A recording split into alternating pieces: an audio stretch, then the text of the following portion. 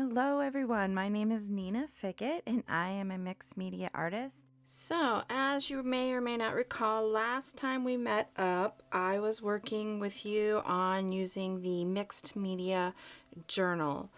And I used both a 6x6 and a 6x9 to create the pages of this Mixed Media Journal. And this is just a quick look at some of the pages that we created. And this time we are going to be working on the covers specifically.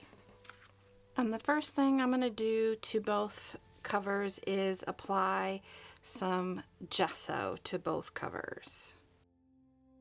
But I did get this good and dry. And during session one, when we made the pages, I had created some papers using the monoprint plates. I am going to collage with these. So now that the initial collage is done, I'm going to print out my printable onto the matte adhesive back film for the inkjet printer.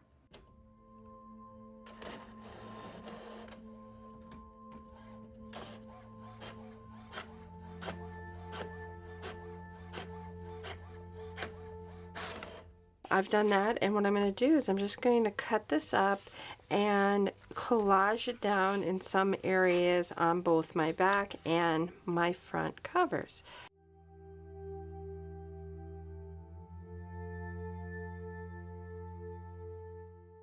This stuff is super sticky, and then you can lay it down where you want it.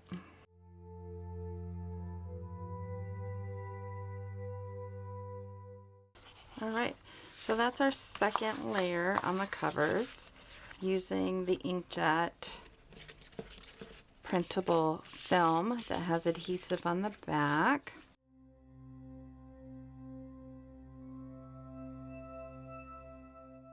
Alright, so for the next layer I am going to come in with a Powertex product called Easy Structure, which is very similar to a modeling paste. It is a very smooth product and you can build up layers beautifully with it.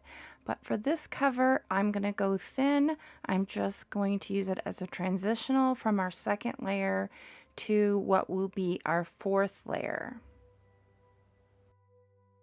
So I'm going to get this dry, and then we're going to move on to our last layer for the covers. For our final layer, I'm going to come in with another Powertex product called Powerwax, which is very similar to a cold wax. However, this product is specifically made to be used with acrylic paints. And I was super impressed with how well it worked on the matte adhesive backed film for the inkjet printer. I'm incorporating the Powerwax into the acrylic paint, and then I'm going to apply it to the surface of my covers.